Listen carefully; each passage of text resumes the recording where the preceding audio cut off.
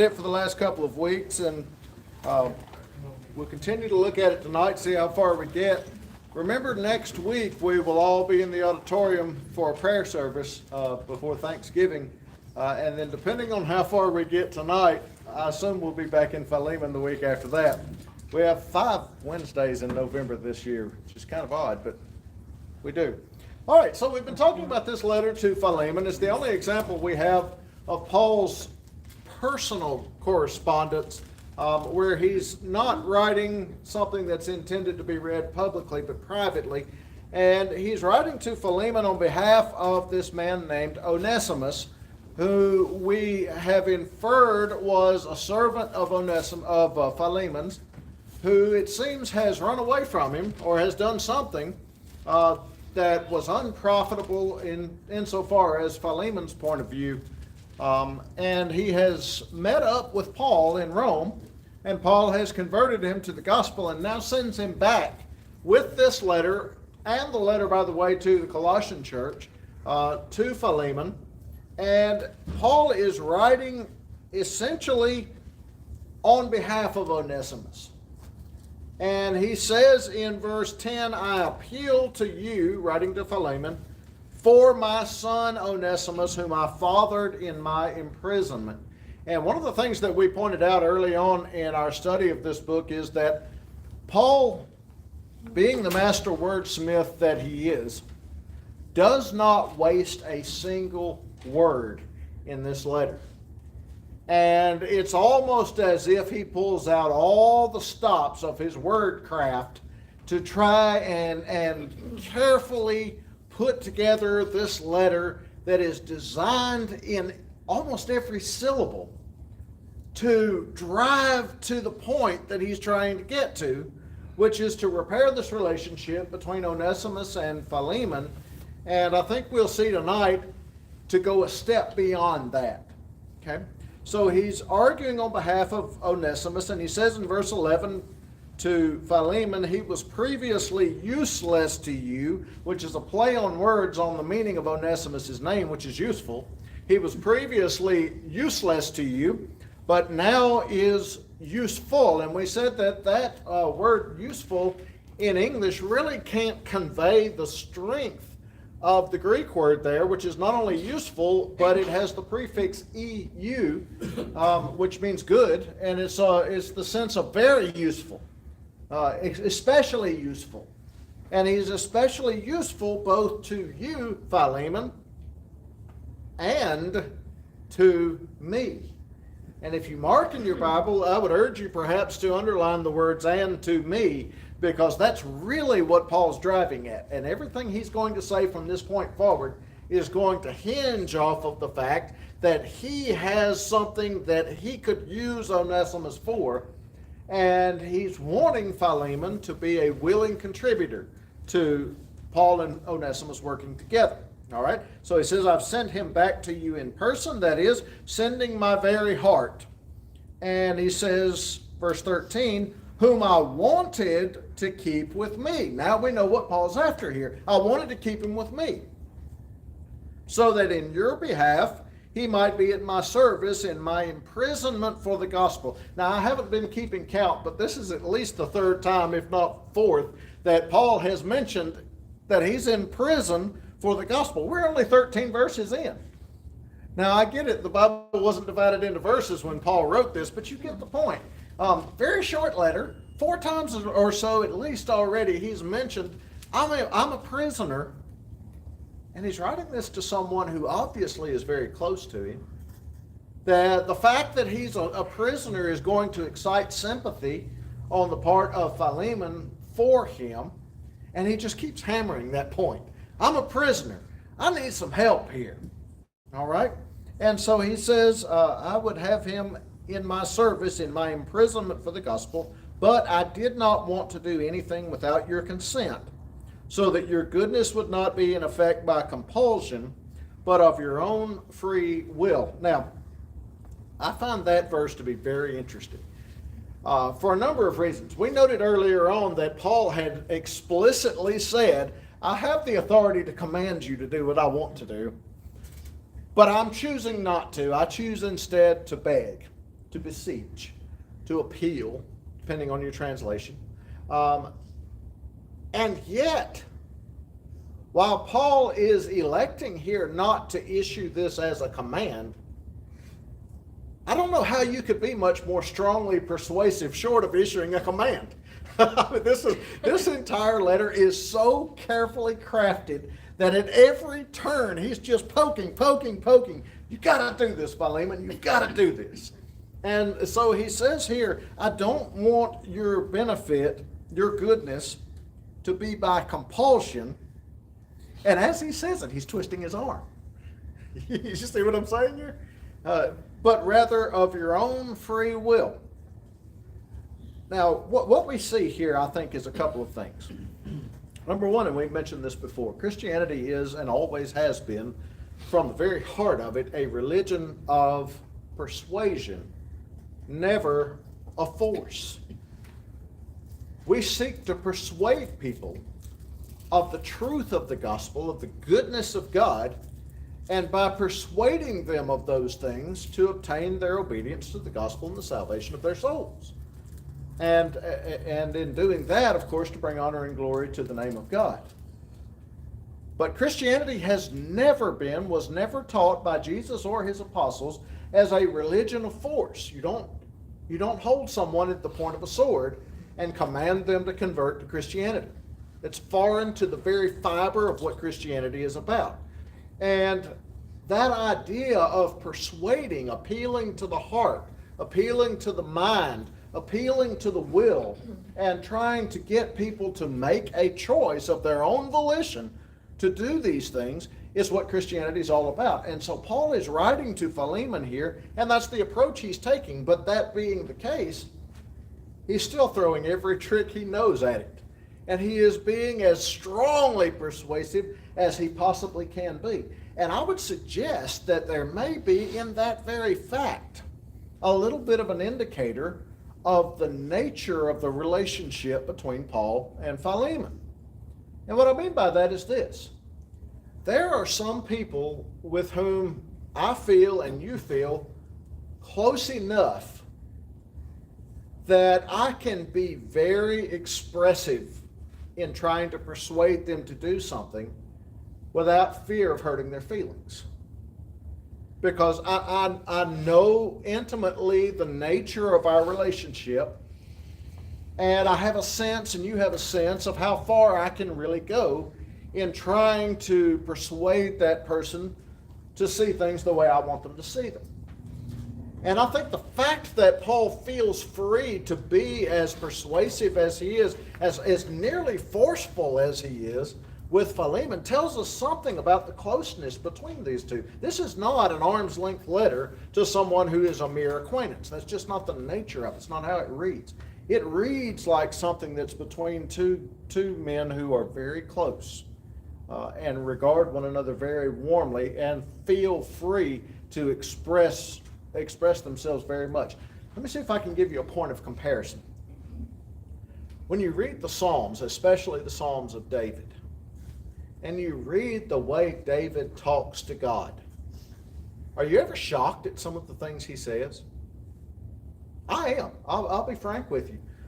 Some of the things that David writes in his Psalms, especially the ones that are Psalms of prayer to God, and particularly the ones where David is suffering in some way, the vividness and the vigor with which he expresses himself and the forcefulness of some of his language, I read it sometimes and I think, wow, that almost borders on being a little too bold. But David was a man after God's own heart, and God never criticizes David for the candor and the openness and the rawness with which David approached God. But I think that's an indicator of the closeness between David and God. And by the same token, I think the candor and the almost rawness of the way that Paul appeals to Philemon is an indicator of the relationship between these two men, which I find to be thoroughly fascinating because we don't read anything about Philemon in any of, for example, Luke's accounts of the work of Paul. And we don't really read about Philemon in any of Paul's other letters, but evidently there's a relationship here that's quite close.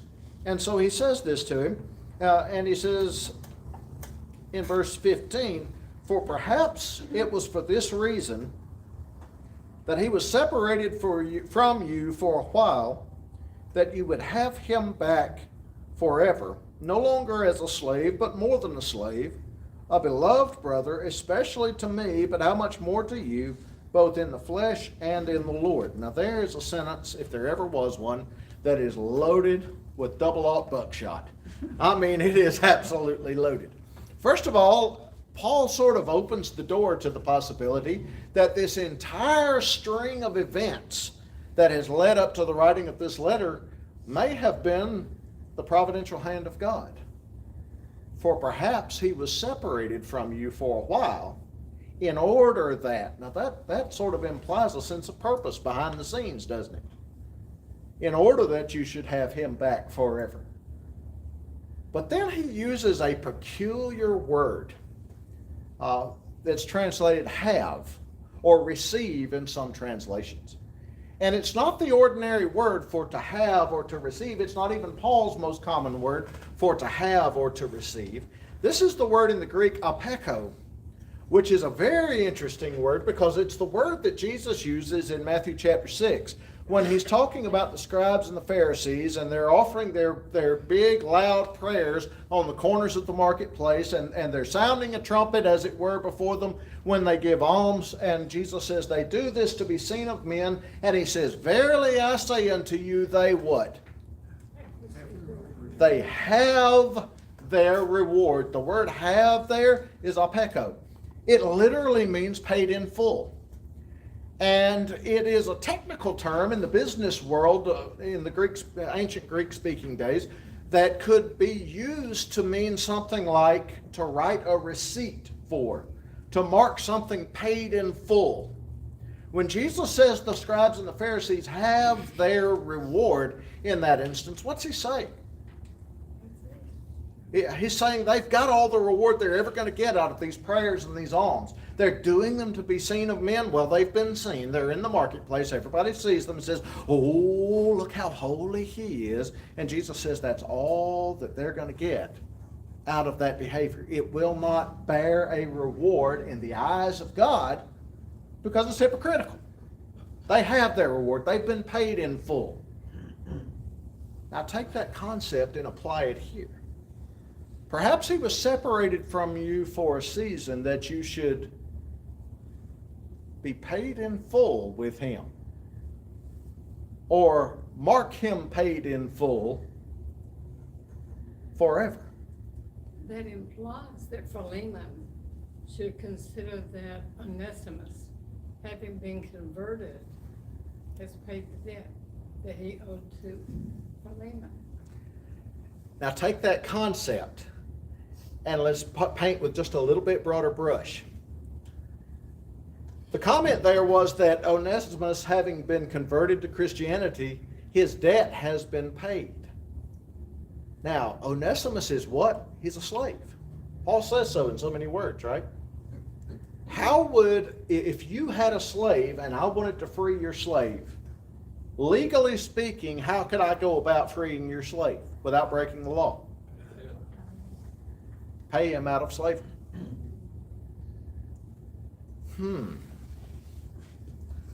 Hold on to that thought just a moment. Perhaps he was separated from you for a season that you should mark him paid in full forever, no longer as a slave. Do you think it was any accident that Paul puts that right next to paid in full? I don't think Paul does much of anything by accident, and I know the Holy Spirit doesn't.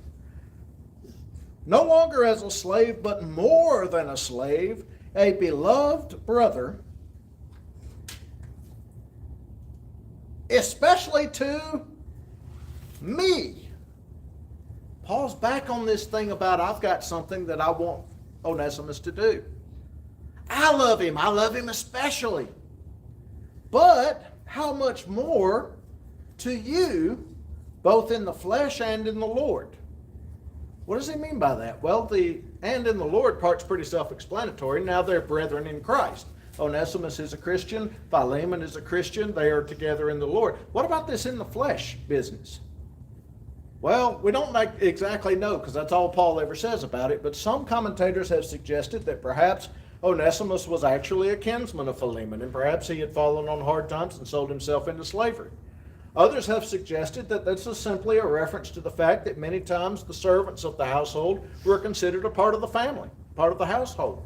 And so what Paul is saying is, look, he's part of your family, and now he's a brother in the Lord. Okay?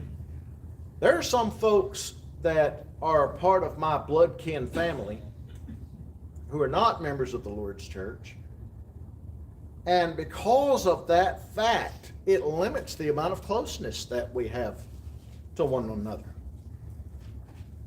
Because there's that barrier there. We don't have allegiance to the same thing at the most important and central point in our lives.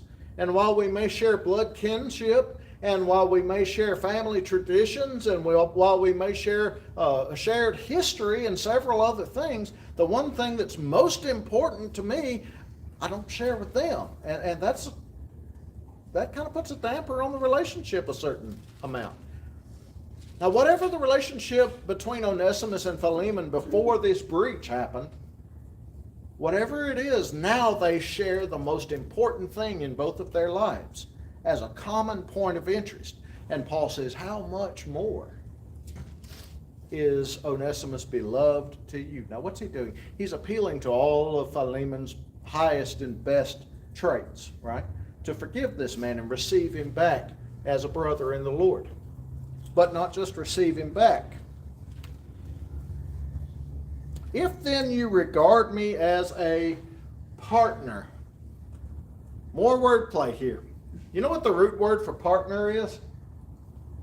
It's the exact same in Greek as the root word for fellowship. Philemon, if you consider us to be in fellowship, then what? If you regard me as a partner, accept him as you would me. I think we've read enough of this letter to know that if Philemon saw Paul coming down the road to his house, he would be treated as a most honored and respected guest, one who was beloved and held in extremely high esteem. Now, if Philemon looks out the front door and he sees Onesimus coming down the road, Onesimus, who was formerly a slave, has become in some way useless to him and perhaps even has damaged or stolen some of his goods and run away, how would he be tempted? What would be the most natural way for him to view Onesimus? Well, what's this beggar coming back for, right? But Paul says, you look at him just like you would look at me. On pain of our fellowship is essentially what he's implying here. If you count me as a partner, treat him like you would treat me. All right, next. He's just stacking this on top. You notice that? Each one stacks on the one before. But if he has wronged you, and here's why we've been saying all along that perhaps Onesimus had stolen or damaged some of Philemon's goods. If he has wronged you in any way or owes you anything, charge that to my account. Now, a couple of things here. One commentator that I read in preparing for this made the point that, generally speaking, a slave couldn't owe anything to his master other than just service. However, if he stole from his master, then he would certainly owe him restitution, wouldn't he, for that which he had stolen. Or if he damaged his master's goods, again, he would be indebted to him for the value of the things that he had damaged or destroyed. And so that's why we sort of infer here that something's gone on whereby Onesimus may be indebted to Philemon above and beyond the servitude that he owes him. And Paul says, if he owes you anything, put it on my account. Now, Paul has been going to bat for this guy all along. But now he says, I'm assuming whatever debt he may owe. Wait a minute. What did he say just a couple of verses ago? Perhaps he was separated from you for a time that you might mark him paid in full forever. And now he says, put it on my account. Wouldn't the fact that Onesimus left be a debt in itself, that he would leave? He would have, under the law of Rome, he would have had, Philemon would have had the option to punish him in any way he wanted to, up to and including death. So yeah. But in terms of just actually owing him a sum, perhaps, this is what Paul is saying. But I would suggest what Paul is saying between the lines here is, put Onesimus on my account. Mark him paid in full and charge it to my account. Now watch what he says next, because he's really putting the screws to him here. Put it on my account. I, Paul, have written this with my own hand. I will repay it. Now, pause there. We haven't gotten to the real, pardon the pun, money line yet. But remember that Paul, as a general rule, doesn't write his own letters. As best we can tell, he dictates them and has someone else actually put pen to paper. In this case, probably Timothy, since he mentions him in the introduction. He mentions, I believe it's at the end of the Galatian letter, that he signs all of his letters in his own hand. And several times he makes a note of the fact that he's signing in his own hand.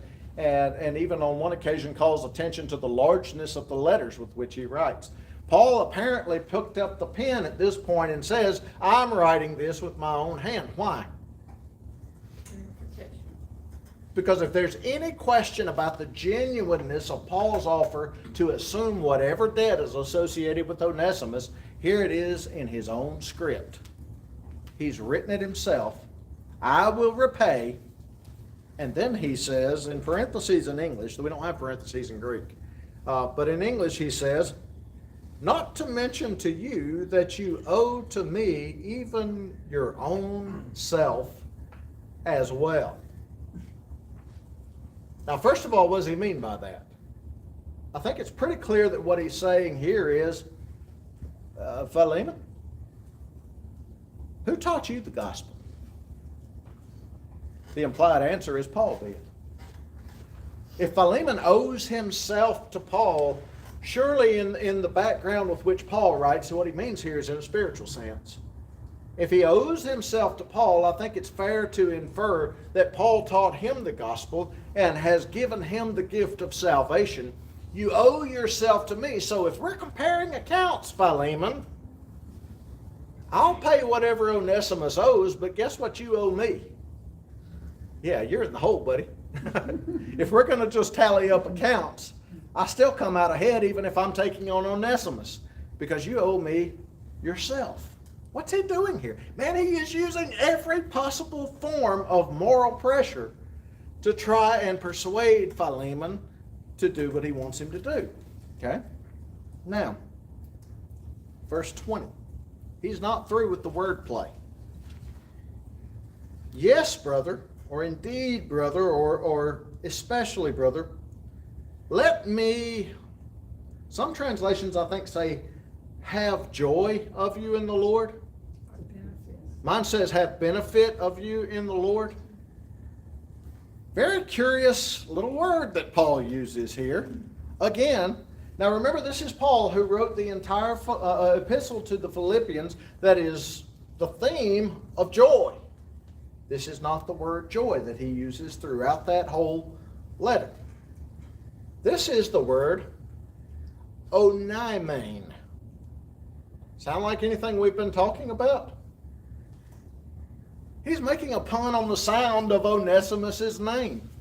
Let me have benefit from you in the Lord. What does he really want? Let me have Onesimus from you in the Lord. He's already said it. I want him to stay with me. I want him to be with me, but I want it to be with your approval. He's been saying it all along.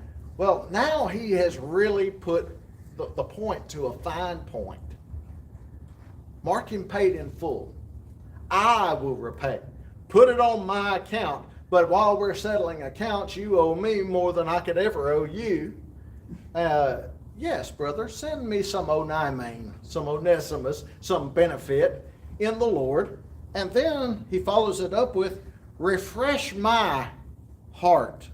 King James will say bowels there, I believe, in the Lord. He's right back to the point that he made at the very beginning when he was complimenting Philemon for refreshing the hearts of the saints. And he's saying, you remember this, how much he thanked God because he heard of the love and faith that Philemon had both to the Lord and to the saints, and how Philemon was one who refreshed the hearts of the saints. And now Paul says, send some of that my way. Well, now how on earth is Philemon way over here in Colossae going to send some of that refreshment to Paul 1,000 miles away in Rome? Well, there's really only one way under consideration in this letter that he could possibly do it, and that would be to send Onesimus on a turnaround trip back to Rome with Philemon's blessing, and who knows, possibly a care package or something similar to that for Paul. But what Paul's after here is not the care package, but what? He's no longer Onesimus. a slave. Yeah. What's that? And he's no longer a slave. That's right. No longer as a slave, as a free man. That's exactly right. See what I'm saying here? That the criticism that's often leveled against this book, that Paul tacitly endorses slavery, it just won't hold up to scrutiny. Every step, Paul is dropping these big, broad hints. Free this man. Free this man. He's your brother. Send him back to me. Do it with a free heart. I will pay in full. Mark him paid in full. Let me have Onesimus from you. Right? All right. Now, verse 21. Having confidence in your obedience, I write to you, since I know that you will do even more than what I say. Man, he's just tightening the screws even more. Philemon, I know that you're going to do everything I ask and then some. Now put yourself in Philemon's shoes and you're reading this letter. Do you dare deny Paul at this point? Not in a million years. For one thing, he's threatened fellowship with you almost, if you do. But for another, I mean, he's built you up. He's said all these wonderful things about you. And then he's made this ask, and he closes it out. I have confidence in you. Confidence in your what? Curious word here. Obedience. Now wait a minute, isn't this the same Paul who said, I've decided not to invoke my authority and command you? You obey a command. But instead, I am going to beg you. What do you do in response to a beg? You grant, right? You grant a wish. But that's not the word Paul uses. He says obedience here. What's he doing? He's subtly saying again, I'm applying all the pressure I can as Paul, the old prisoner, the one who converted you. Paul, the apostle who's not invoking his apostolic authority. Wink, wink, wink, wink. I trust that you will obey. And not only obey, but do even more than what I say. And at the same time, get a room ready for me. That's the next verse. I'm coming to see you. Imagine what kind of visit that would be if Philemon had said no and punished Onesimus and kept him as a slave, and Paul gets out of Roman prison, which we believe he did, and comes to visit Philemon's house. Boy, that's going to be an awkward time, isn't it? Well, prepare me a guest room. Pause on that thought just a moment. How many people do you know that you could just pick up your phone and text them and say, hey, get me a room ready. I'm headed your way. And it wouldn't be a really awkward imposition. I mean, there are a few, right? Family members, a few really close friends, but I would argue that probably for most of us in this room, that's a pretty short list of people that you would feel comfortable shooting them a text and saying, hey, get me a room ready. I'll be down your way pretty soon. That's what Paul says to Philemon. another little subtle marker, I think, of the closeness with which these two share a relationship. But it's also him tightening the screws just a little bit more. I'm going to come check in on you. All right? You know what? That is a wonderful place for us to put down a peg, because there's a lot left to be said in those last 3 verses. Even if you look at them and say, what on earth could you possibly say? Wait till we unpack that in 2 weeks. All right? Thank you so much for your attention.